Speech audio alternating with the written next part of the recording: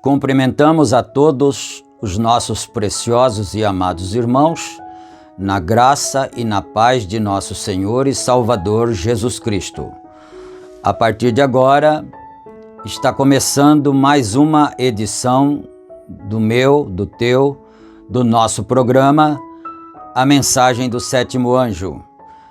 E para darmos início em mais esta programação, nós teremos uma palavra de oração, orando neste momento ao Senhor nosso Deus, o nosso Pai Criador, pedindo-lhe as bênçãos e a graça.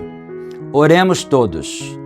Gracioso e bondoso Deus, Pai de nosso Senhor e Salvador Jesus Cristo, mais uma vez, Senhor, nos encontramos em Tua santa presença, agradecidos pela vida, pelas bênçãos, pelas vitórias, pela graça que o Senhor tem nos concedido, pela saúde, e aqui por estarmos reunidos com esses irmãos que estão nos acompanhando, irmãos de muitas partes espalhados por aí, e nós agradecemos ao Senhor pela vida de cada um, pela bênção que o Senhor tem concedido a todos, e pedimos a direção do Senhor para mais este trabalho, a inspiração divina, e que todos possamos ser abençoados e que, acima de todas as coisas, o Senhor possa ser glorificado. Tudo isto nós pedimos humildemente, no precioso nome do Senhor Jesus Cristo. Amém. Amém. Graças a Deus. Meus queridos e preciosos irmãos, a escritura que vamos ler está na primeira carta do apóstolo São Pedro, capítulo 5. 1 Pedro, capítulo 5, e nós começaremos no versículo 8. E enquanto vocês localizam a escritura, aqueles que vão acompanhar, né, nós queremos lembrar que este programa tem o oferecimento da igreja que está em Santa Bárbara do Oeste, na Rua Romênia 212, no bairro Jardim Europa. Ali nós temos cultos todas as quartas-feiras, no horário das 19 horas e todos os domingos, no horário das 18h30. E todos vocês são nossos convidados. E na cidade de Campinas, nós estamos localizados ali na Rua Geraldo Gonçalves Dias, número 130, no Parque Residencial Shalom. Os nossos cultos ali são realizados todas as quintas-feiras, no horário das 19 horas e todos os domingos, no horário das 8h30 da manhã. E vale lembrar que nós estamos, por exemplo, em Santa Bárbara, nesse endereço, desde 1989, né? A igreja, o tabernáculo ali em Santa Bárbara, está nesse endereço, Rua Romênia 212, Jardim Europa, desde 1989. Vamos fazer o cálculo aqui. 11 para 2000, com mais 20, 31, 33 anos que nós estamos ali, nesse mesmo endereço, pregando a mensagem do profeta que Deus tem nos enviado, que não é outra coisa a não ser a mensagem do Evangelho, a mensagem do Senhor Jesus Cristo, não é? E ali na cidade de Campinas, nós estamos já há 20, vamos fazer o cálculo também aqui, né? 26 anos, nós estamos ali também, não é? Então, porque muitas vezes as pessoas falam, mas eu nunca ouvi falar do tabernáculo, nunca cheguei ao conhecimento. Pois é, nós estamos ali em Campinas, na região, há 26 anos, pregando a mensagem de Deus trazida pelo profeta de Malaquias 4, e em Santa Bárbara, no mesmo endereço também, estamos há 33 anos, não é? Pela graça de Deus. E se Ele permitir, nós continuaremos. Amém? Muito bom. Então, eu quero pedir também para os irmãos não se esquecerem de, a hora que estiverem assistindo, clicar no gostei, no símbolo de joia assim, né? E também não se esquecerem, se você não for inscrito no canal, inscreva-se também, que é para a plataforma impulsionar os nossos vídeos e mais pessoas poderem também ter a oportunidade de ouvir a mensagem, a palavra que nós estamos pregando, não é? E também você pode ativar o sininho de notificações, e aí você receberá também no seu dispositivo móvel ou no seu computador, não é? Ali no seu e-mail, também toda a programação que é publicada aqui através deste canal. E se você tem o seu pedido de oração, deixe aí nos comentários o seu pedido de oração e nós estaremos orando por qualquer pessoa que nos pedir, indistintamente, não é? Nós não fazemos acepção de pessoas. E ainda em tempo também, nós temos 3 grupos de WhatsApp que são publicados também, onde são publicados toda a publicação deste canal. São 3 grupos. Se o irmão ou a irmã desejar também fazer parte de um dos grupos, é só manifestar o seu interesse, o seu desejo, ou você pode mandar uma mensagem diretamente no WhatsApp, cujo número está aqui embaixo na descrição, ou então você pode se manifestar através dos comentários mesmo, não é? E certamente nós faremos isso com muito prazer, não é? Muito bom, dito tudo isto, então agora nós vamos para a leitura das Sagradas Escrituras. aqui, conforme nós anunciamos, primeira carta de Pedro, capítulo 5, versículo 8. Vamos aqui. Sejam sóbrios e vigilantes. O inimigo de vocês, o diabo, anda em derredor como leão que ruge, procurando alguém para devorar. Resistam-lhe firmes na fé, certos de que os irmãos de vocês, espalhados pelo mundo, estão passando por sofrimentos iguais aos de vocês. E o Deus de toda graça, que em Cristo os chamou à sua eterna glória, depois de vocês terem sofrido por um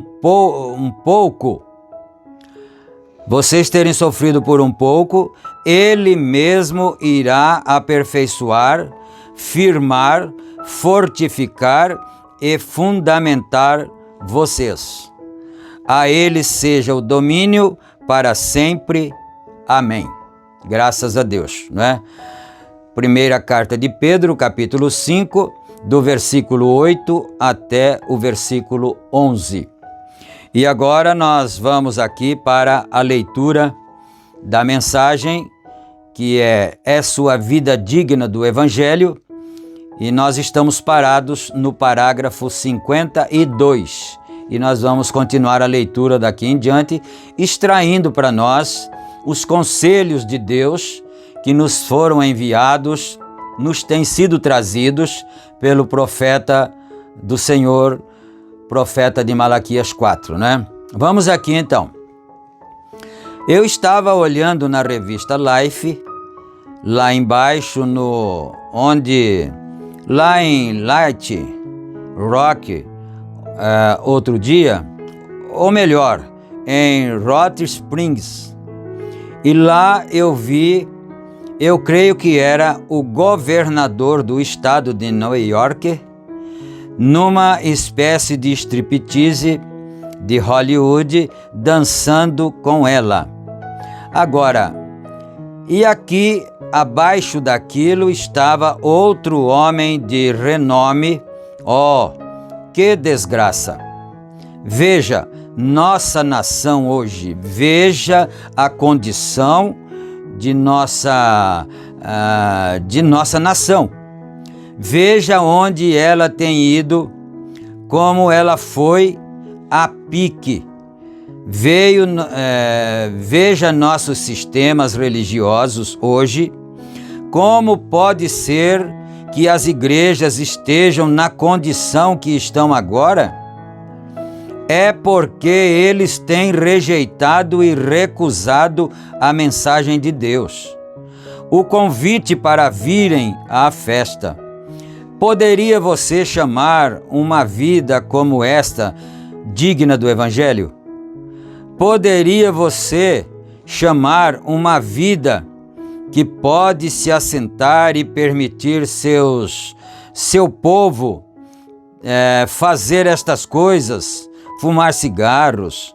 Outro dia, em certa igreja aqui, uma pequena equipe de confederação estava aqui embaixo no parque, e o garotinho do meu cunhado é o lançador de uma das equipes. E então ele estava lá fora jogando, e lá havia uma equipe da igreja jogando, e lá estava o pastor com esses pequenos companheiros lá no campo jogando. E o pastor fumava cigarros após cigarros de uma sincera igreja vizinha, bem aqui ao nosso lado. E você pode imaginar um homem e mesmo pessoas assentadas na audiência observarem isso, mas isso tem chegado ao ponto delas não prestarem nenhuma atenção a isso. Ele está dizendo aqui assim que a situação tem ficado tão normal que as pessoas não veem, não pensam que aquilo fosse um absurdo, não é? Essa é a situação. Uma certa grande igreja, uma determinada igreja, a qual eu conheço, saem da igreja na escola dominical por uns 15 minutos extras, para que então o pastor e todos eles possam se colocar lá fora para fumarem, antes que eles possam voltar para cumprirem o dever do Senhor.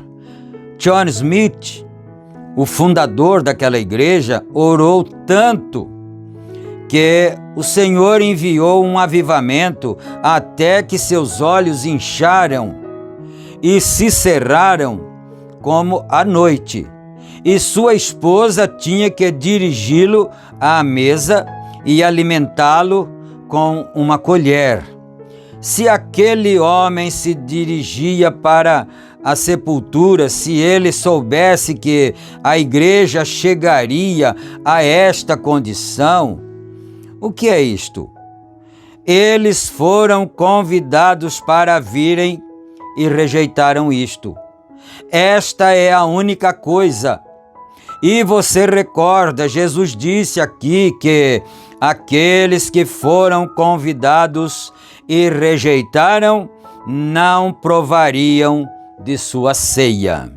Bom, se é que você e que nós acreditamos que aquelas palavras do Senhor Jesus Cristo, aquelas parábolas, elas são um verdadeiro tipo do sentido real das coisas, se é que nós acreditamos assim, então esse tipo de pessoas não provará de sua ceia, né? Esse tipo de comportamento. Agora, se você me perguntasse, mas que ceia? Qual seria essa ceia? A ceia das bodas do Cordeiro. Se não vamos para a ceia das bodas do Cordeiro, significa que não seremos arrebatados, não é? Isso é coisa para se pensar, para se meditar, para se levar em consideração. Quando Deus envia o Espírito Santo e bate na porta do coração de um homem, e ele deliberadamente o rejeita, um dia ele o rejeitará pela última vez. E então você não terá um caráter privilegiado. Você pode se assentar em uma igreja e ouvir o Evangelho e concordar com o Evangelho. Você pode fazer muito, como dizer, eu sei que isto está certo, mas nunca colocou um dedo nisso para ajudar-se. A quem? A igreja? Não, para ajudar-se a si mesmo.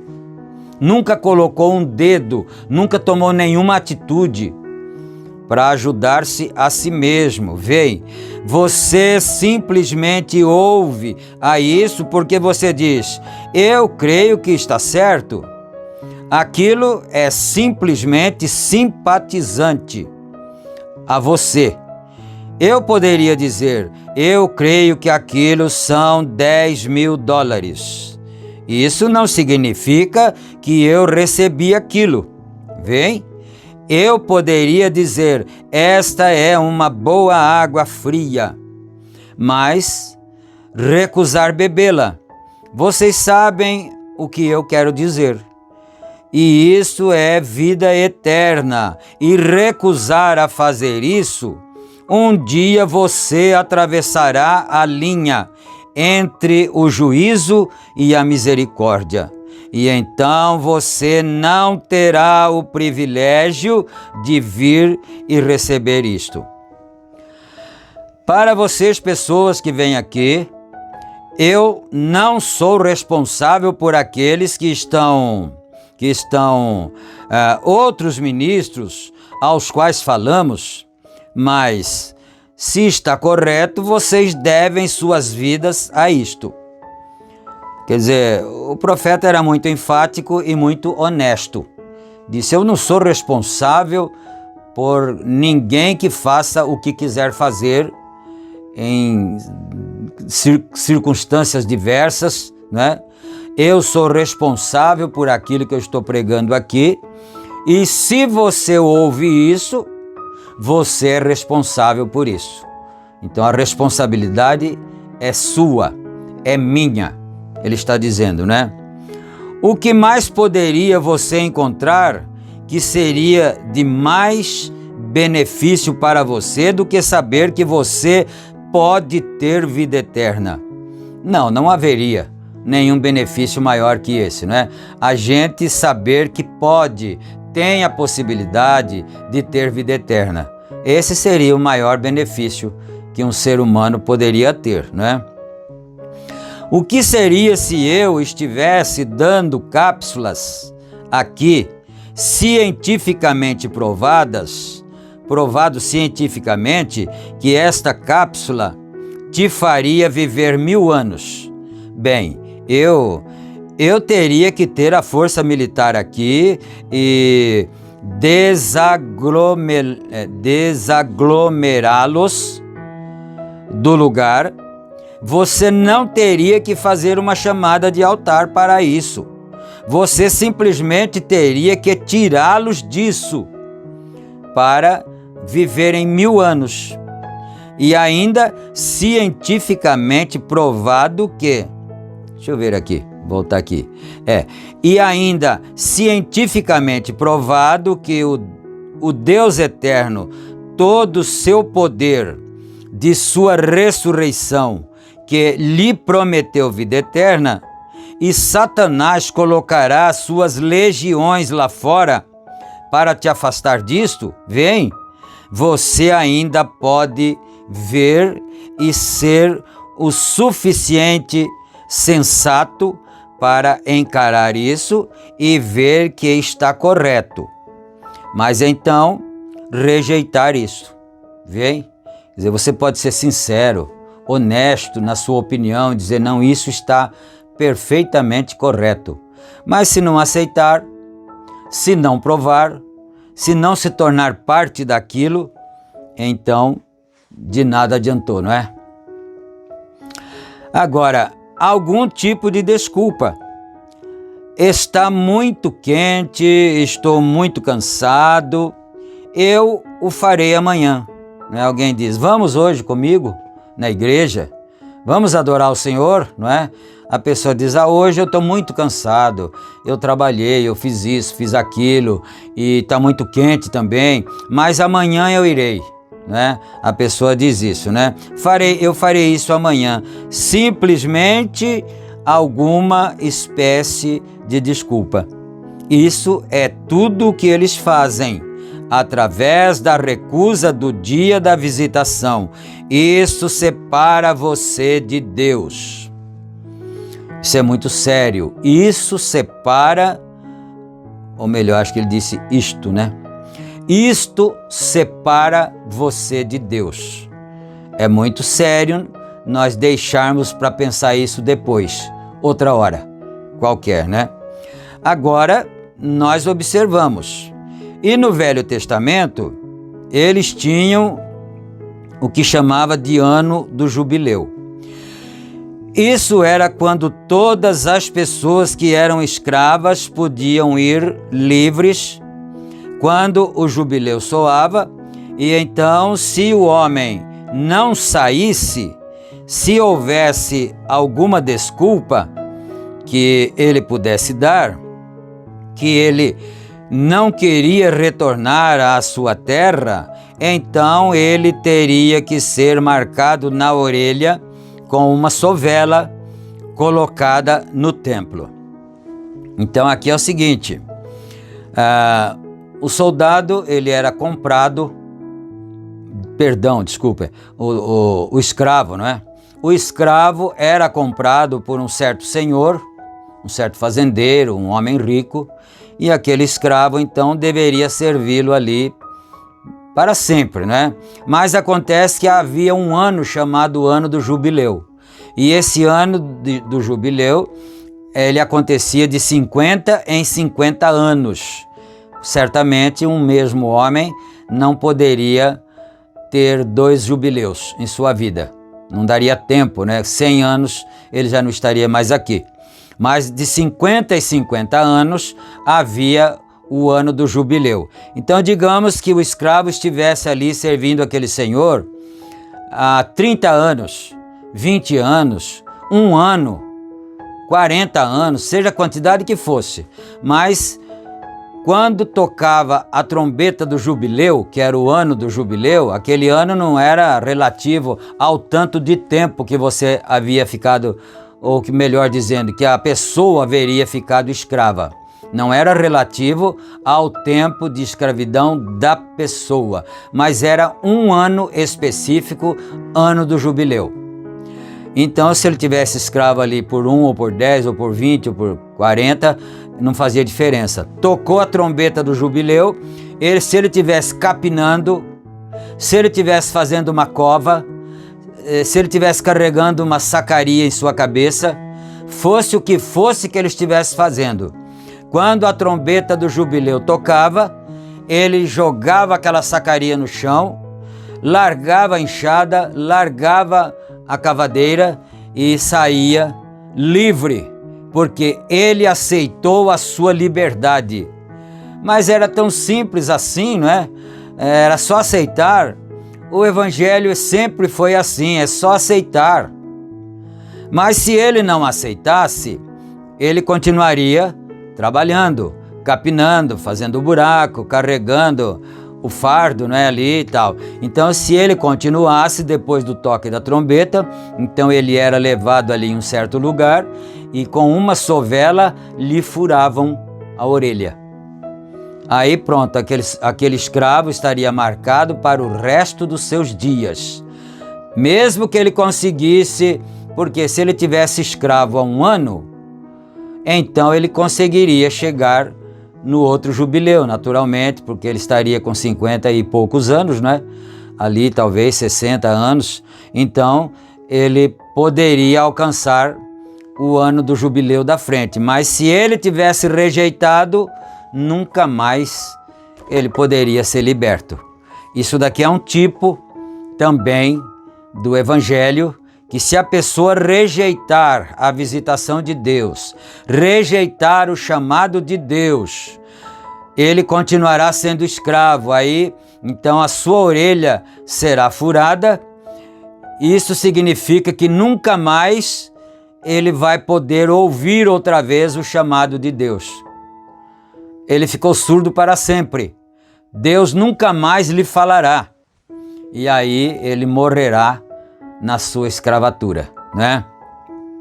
Então era uma sovela colocada no templo, e então não importava quantos jubileus viessem, aquele homem estava vendido.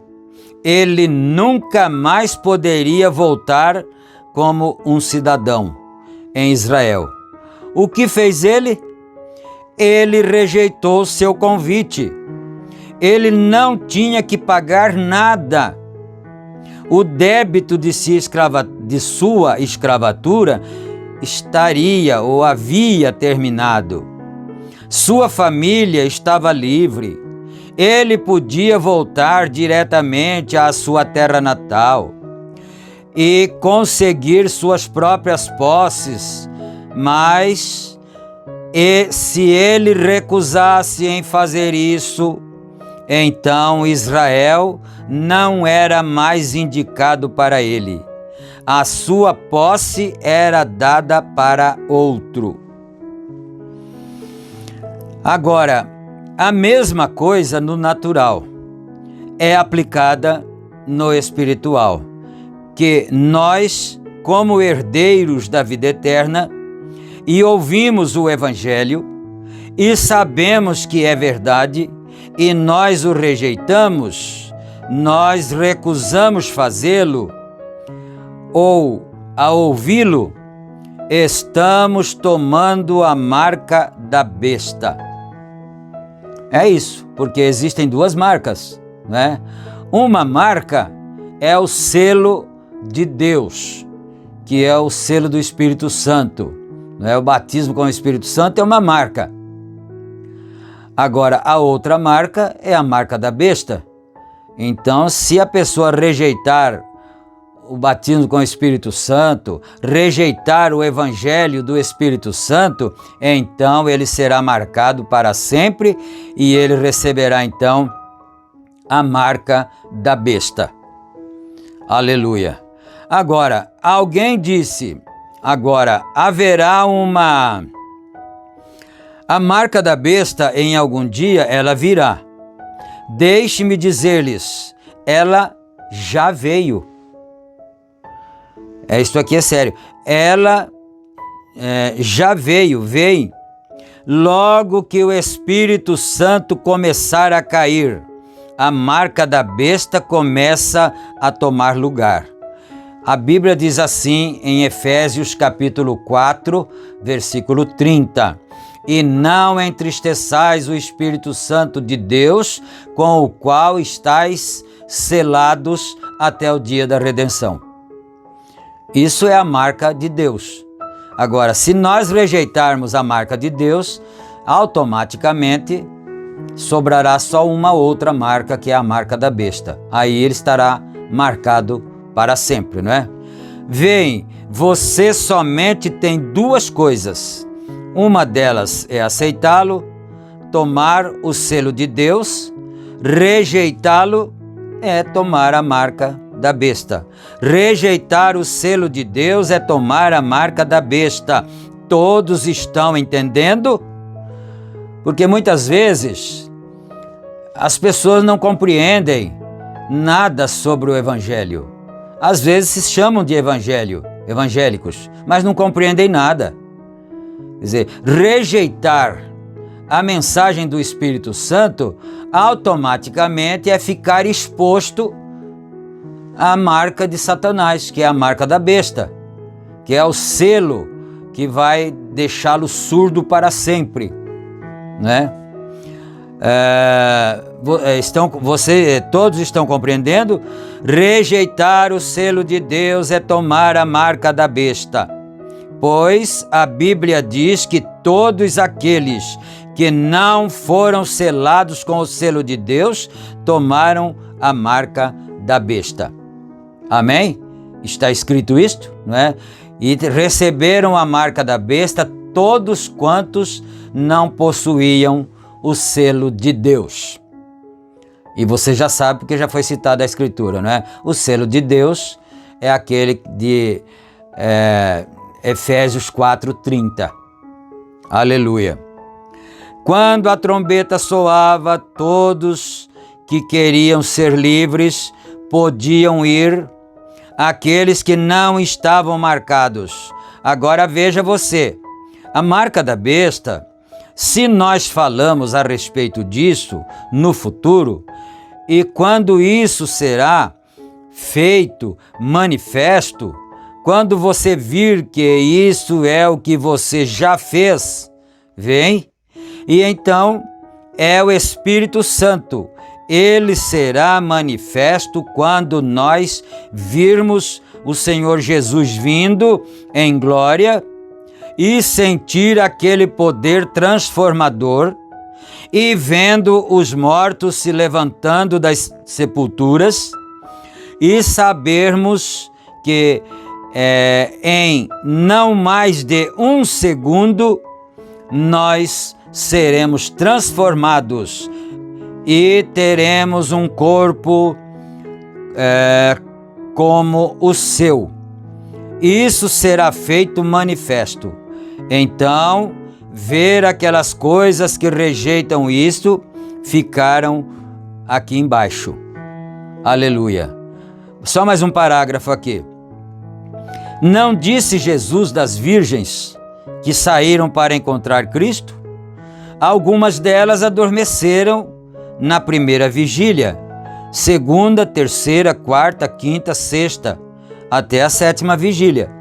Mas na sétima vigília, aí veio o clamor. Aí vem o esposo, saí-lhe ao encontro. E as que estavam dormindo despertaram todas as eras de volta a Pentecostes, despertaram, veem, desde a sétima era da igreja, todo o caminho de volta se despertou. E estes que estavam vivos nesta era da igreja, eles foram mudados, e eles entraram, e no mesmo tempo que eles entraram, as virgens que dormiam vieram, e disseram: nós queremos comprar do vosso azeite. Mas elas disseram: nós temos somente o suficiente para nós mesmos. Ide antes aos que o vendem, e enquanto elas estavam tentando receber este azeite, foram comprar, não é? Estavam tentando receber o azeite, chegou o esposo. Deixa eu fazer uma pequena pausa aqui. Essa expressão comprar, porque as prudentes tinham azeite, tanto na sua lamparina como em suas vasilhas. E como o esposo tardasse em vir, quer dizer, o tempo foi passando, o desgaste foi consumindo, não é? É necessário que se tenha o Espírito Santo para poder sobreviver numa era como essa em que nós vivemos. Então, quando a lamparina estava quase apagando, elas tomaram do azeite de suas vasilhas e abasteceram as lamparinas outra vez. Mas as imprudentes não tinham essa prudência e não tinham azeite em vasilha alguma. E quando o noivo, assim tendo tardado, quando se ouviu o clamor, eis o noivo sair-lhe ao encontro, as lamparinas das imprudentes estavam se apagando. E elas foram às prudentes e disseram: dai-nos um pouco do vosso azeite, porque as nossas lamparinas se apagam. E as prudentes disseram: não, nós temos somente o suficiente para nós mesmas. Então ide ante aos que vendem e comprai-o para vós. E a Bíblia diz que indo elas comprar o azeite, veio o noivo, e as prudentes entraram com o noivo e as imprudentes ficaram de fora. Então essa expressão comprar significa pagar um preço, não é? Foram pagar o preço pela sua negligência. E enquanto foram pagar o preço, o noivo entrou com as prudentes. E esse pagar o preço não é nada mais, nada menos que a grande tribulação, não é? As pessoas entrarão na grande tribulação por não terem o azeite, não terem recebido o Espírito Santo. E o que traz o Espírito Santo para o crente é a palavra de Deus. A palavra é que traz o Espírito Santo. Deixa eu fechar o parágrafo aqui, que a hora já deu ali, não é? Chegou o esposo. Nunca houve um tempo da história no mundo que todos esses grandes homens, grandes igrejas, né? Todos. Os jornais repletos, os jornais religiosos estão louvando a Deus, que aquelas virgens que dormem estão agora tentando receber o Pentecostes, tentando receber o Espírito Santo, e as pessoas não compreendem que isso não acontecerá de acordo com a palavra de Deus. Amém. Vamos parar aqui, nós chegamos ao parágrafo 66, né? E vamos orar porque o nosso tempo já se esgotou ali. Oremos todos agora. Senhor Deus, Pai amado, agradecemos ao Senhor, meu Deus, por mais esse momento solene de estarmos em Tua bendita presença, juntamente com essa congregação espalhada por todas as partes, que creem na Tua palavra, que creem no Teu Evangelho, na Tua mensagem, Senhor, e nós estamos sendo edificados cada dia com a Tua bendita palavra, meu Deus. E agora eu peço que o Senhor fique com cada um, o Senhor cure os enfermos, o Senhor liberte os oprimidos, aquele irmão, aquela irmã que está em dúvidas, está duvidoso com respeito a alguma coisa alguma porção da tua palavra. Senhor, ajuda o meu irmão, ajuda a minha irmã, tira as dúvidas do coração, da mente. Em nome do Senhor Jesus Cristo, ó Deus, que todos possam receber a bênção, a paz, o descanso para a alma. Aleluia! No santo nome do Senhor Jesus Cristo é que nós pedimos tudo isto. E nós te agradecemos desde agora e para todo sempre. Amém, amém. Graças a Deus. Meus queridos, agradecemos a Deus por mais este momento. Estamos chegando ao final desta apresentação de hoje. Permitindo o Senhor, estaremos de volta amanhã com todos vocês. Fiquem na graça e na paz do Senhor Jesus Cristo. Amém, amém.